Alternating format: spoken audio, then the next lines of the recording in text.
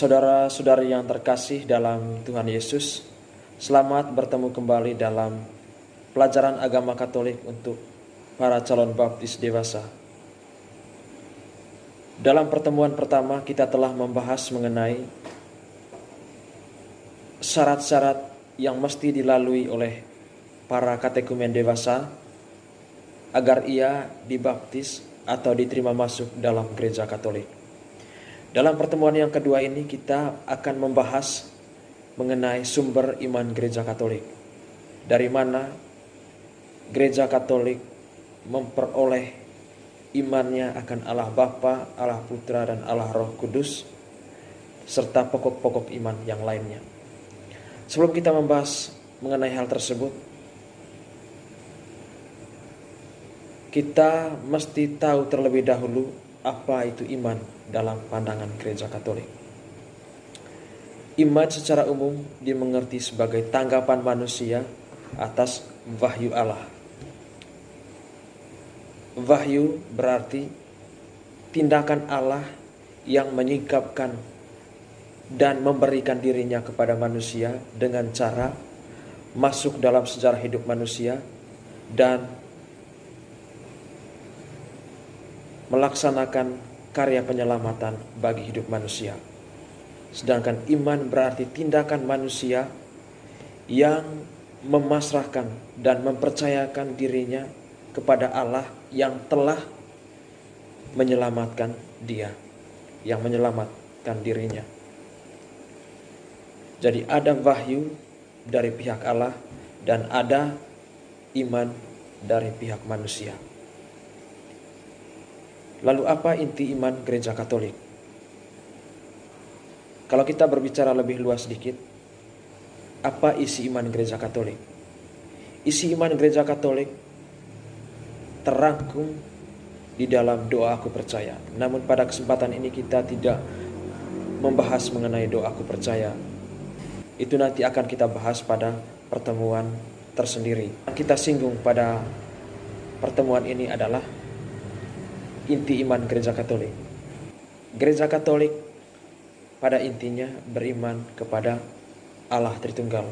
Dari iman akan Allah Tritunggal inilah lahir pokok-pokok iman yang lain yang dianut oleh gereja Katolik sebagaimana yang tercantum atau terangkum di dalam doa aku percaya. Kalau dikatakan bahwa gereja Katolik beriman kepada Allah Tritunggal, itu artinya gereja Katolik mengimani hanya satu Allah, tetapi tiga pribadi, yakni pribadi Bapa, pribadi Putra, dan pribadi Roh Kudus. Ketiganya berbeda. Pribadi Bapa berbeda dengan Putra, berbeda dengan Roh Kudus. Pribadi Putra berbeda dengan Bapa dan juga berbeda dengan Roh Kudus. Begitu juga pribadi Roh Kudus. Roh Kudus berbeda dengan Bapa dan juga berbeda dengan Putra. Tetapi ketiga-tiganya meskipun berbeda tidak terpisah satu sama lain, melainkan berada di dalam satu kesatuan relasi cinta kasih. Jadi yang berbeda dari ketiganya adalah pribadi, tetapi yang sama dari ketiganya adalah hakikatnya, yakni sebagai Allah. Karena itu gereja Katolik tidak menganut paham triteisme, tetapi trinitarianisme. Triteisme beranggapan bahwa ada tiga Allah dan ketiganya berbeda sekaligus terpisah satu sama lain. Sedangkan trinitarianisme adalah paham yang mengatakan bahwa hanya satu Allah tetapi tiga pribadi. Ketiga pribadi ini meskipun berbeda tetapi tidak terpisah satu sama lain. Ketiganya berada di dalam satu kesatuan relasi cinta kasih. Jadi itu inti iman gereja Katolik, yakni iman hanya pada satu Allah tetapi tiga pribadi. Pribadi Bapa, pribadi Putra, dan pribadi Roh Kudus. Nah, sekarang kita masuk pada pembahasan mengenai sumber iman gereja Katolik. Iman gereja Katolik bersumber pada 3 hal. Yang pertama, kitab suci. Yang kedua, tradisi suci. Dan yang ketiga adalah magisterium. Dalam pandangan gereja Katolik, kitab suci itu tidak dimengerti sebagai buku yang langsung diturunkan dari surga atau dari Allah. Kitab suci merupakan sabda Allah yang ditulis oleh manusia dalam bahasa manusia, tetapi diinspirasi oleh Roh Kudus. Karena diinspirasi oleh Roh Kudus inilah, makanya kitab suci itu disebut sebagai sabda Allah. Jadi itu yang pertama, kitab suci adalah sabda Allah yang ditulis oleh manusia dalam bahasa manusia, tetapi diinspirasi oleh Roh Kudus.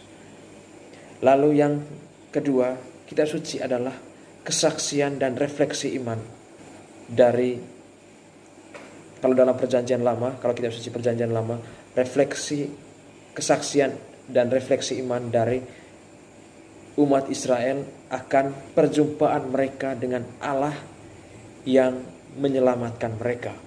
Jadi kitab suci perjanjian lama berarti kesaksian dan refleksi iman dari bangsa Israel akan perjumpaan mereka dengan Allah yang menyelamatkan mereka. Sementara kitab suci perjanjian baru berarti kesaksian dan refleksi iman dari para rasul atau jemaat Kristen perdana akan pengalaman perjumpaan mereka dengan Allah yang menjelma menjadi manusia di dalam diri Yesus Kristus. Karena itu Allah tidak mendikte para penulis kitab suci. Itu di dalam pandangan gereja Katolik. Allah tidak mendikte para penulis kitab suci. Mendikte itu berarti saya membacakan sesuatu atau saya mengatakan sesuatu, para saudara dan saudari menulisnya secara langsung pada saat itu. Proses penulisan kitab suci tidak seperti itu. Kitab suci sekali lagi merupakan kesaksian dan refleksi iman dari bangsa Israel dalam perjanjian lama dan para rasul dan jemaat Kristen perdana dalam perjanjian baru akan pengalaman perjumpaan mereka dengan Allah. Dan kesaksian dan refleksi iman ini kemudian ditulis lalu dibukukan menjadi satu. Jadilah kitab suci. Kitab suci gereja Katolik itu disebut sebagai Alkitab. Alkitab itu dari akar katanya berarti kumpulan kitab atau kumpulan buku. Jadi kitab suci itu merupakan kumpulan buku, kumpulan banyak buku yang disatukan. Mengapa kitab suci disebut sebagai kumpulan kitab? Karena memang kitab suci itu merupakan himpunan dari banyak kitab yang dijadikan satu. Mulai dari kitab Kejadian sampai kitab Wahyu. Kitab suci gereja Katolik itu dibagi dalam 2 bagian besar, yakni kitab suci perjanjian lama dan kitab suci perjanjian baru. Kitab suci perjanjian lama terdiri atas 46 kitab, sedangkan kitab suci perjanjian baru terdiri atas 27 kitab. Jadi jumlah seluruhnya adalah 73 kitab. Jadi itu sumber iman yang pertama, yakni kitab suci. Sumber iman yang kedua adalah tradisi suci. Tradisi suci memiliki kedudukan yang sama atau memiliki martabat yang sama dengan kitab suci, yakni bahwa keduanya sama-sama merupakan sabda Allah, tetapi cara penerusannya berbeda.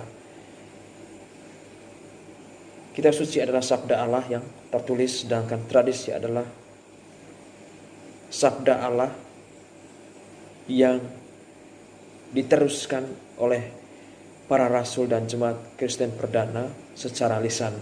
Meskipun pada akhirnya ada yang ditulis dalam bentuk ajaran, ada juga yang diabadikan dalam liturgi dan dihidupi di dalam cara dan kebiasaan hidup orang Kristiani. Kriteria dari tradisi suci adalah yang pertama berasal dari para rasul, dan yang kedua menyangkut iman dan moral. Contoh dari tradisi suci adalah tanda salib dan aku percaya. Itu dua contoh. Bukan hanya itu, tetapi saya mengambil dua contoh dari tradisi suci, yakni tanda salib dan doa aku percaya. Itu sumber iman yang kedua, tradisi suci. Sumber iman yang ketiga adalah magisterium. Magisterium adalah wewenang atau kuasa mengajar gereja. Kuasa mengajar gereja adalah paus dalam kebersamaannya dengan para uskup di seluruh dunia. Kuasa mengajar gereja atau magisterium ini kedudukannya tidak lebih tinggi dari kitab suci dan tradisi suci, tetapi juga tidak sederajat dengan kitab suci dan tradisi. Magisterium kedudukannya lebih rendah dari tradisi suci dan kitab suci. Karena magisterium itu bukan sabda Allah, bukan wahyu ilahi. Magisterium bertugas untuk menafsirkan secara otentik sabda Allah yang ada di dalam kitab suci dan sabda Allah yang ada di dalam tradisi dan mengajarkannya kepada anggota gereja. Jadi itu tugas dari magisterium. Saudara dan saudari, para katekumen yang terkasih dalam Tuhan Yesus, jadi ada 3 sumber iman gereja Katolik. Yang pertama kitab suci, yang kedua tradisi suci, dan yang ketiga adalah magisterium. Kitab suci dan tradisi suci memiliki kedudukan yang sederajat, yakni kedua-duanya adalah wahyu ilahi atau sabda Allah. Kedua-duanya adalah sabda Allah.